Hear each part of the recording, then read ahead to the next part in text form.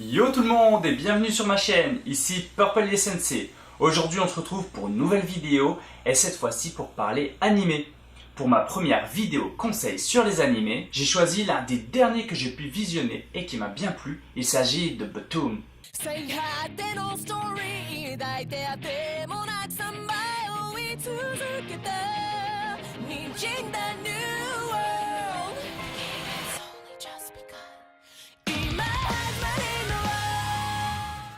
Bottom est actuellement sorti en une saison de 12 épisodes et il retrace l'histoire des 8 premiers tomes du manga. Le manga qui lui compte actuellement 23 tomes au Japon.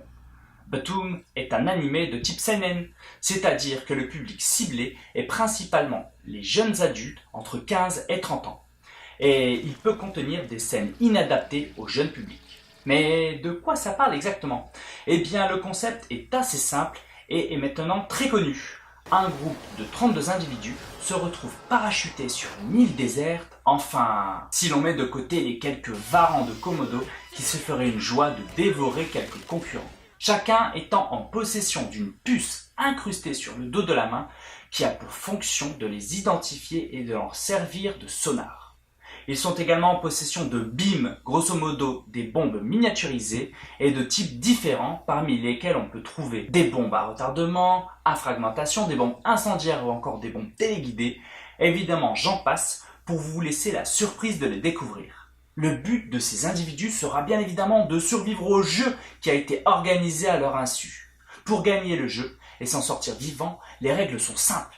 Il faudra réunir 8 puces différentes. Vous vous en doutez, pour cela il faudra affronter et tuer 7 des 31 adversaires, et ceci implique que sur les 32 participants, a priori, seuls 4 d'entre eux pourront s'en sortir vivants. Cet animé fait bien sûr très fortement écho à d'autres titres du genre survival, tels que le très célèbre Battle Royale, qui est incontestablement la référence du genre, ou encore plus récemment à la saga Hunger Games.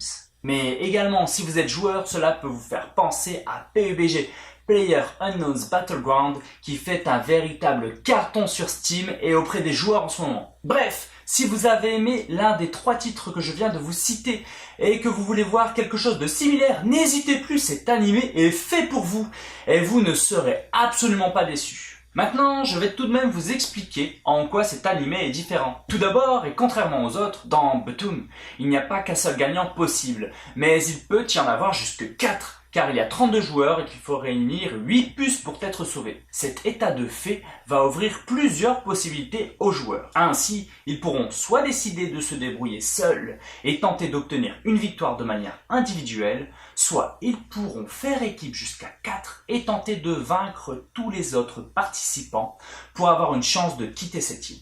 Une autre différence notable se trouve dans le type d'armes utilisées. Dans Bottom, chaque joueur est dès le départ équipé de bombes. Des bombes qui existent de différentes versions.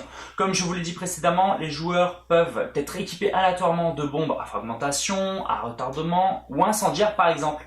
Ce qui donnera lieu à des situations de combat très intéressantes et variées. Et où les joueurs essaieront au mieux de tirer avantage des bombes qui leur auront été attribuées. L'histoire entre directement dans le vif du sujet et avance rapidement. On se retrouve très vite à enchaîner les épisodes pour connaître la suite. L'animation et la qualité graphique est bonne sans être exceptionnelle. Les musiques sont quant à elles sympas à écouter également, avec une mention spéciale pour le générique de départ qui est vraiment au top. Si je devais vous donner les défauts concernant cet animé, ce serait que pour moi, le personnage principal est un peu long à la détente au départ. Il a une apparence physique proche de celle de Kira dans Death Note, mais il est loin d'être aussi percutant. Néanmoins, rassurez-vous, il s'améliore rapidement au fil des épisodes et ça ne pose plus de problème de cohérence dans la suite de l'aventure.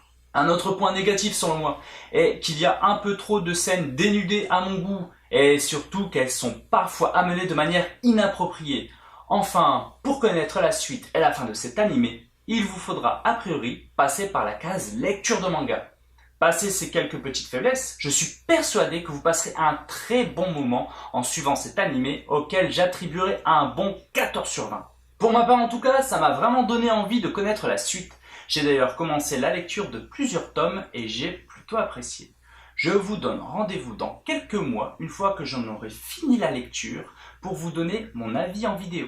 Et voilà, c'est fini pour aujourd'hui. J'espère que ma vidéo vous aura plu et surtout qu'elle vous aura donné envie de vous intéresser à cet animé.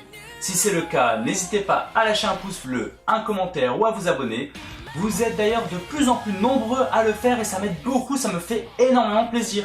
Je vous donne rendez-vous pour une prochaine vidéo. À la semaine prochaine. Ciao!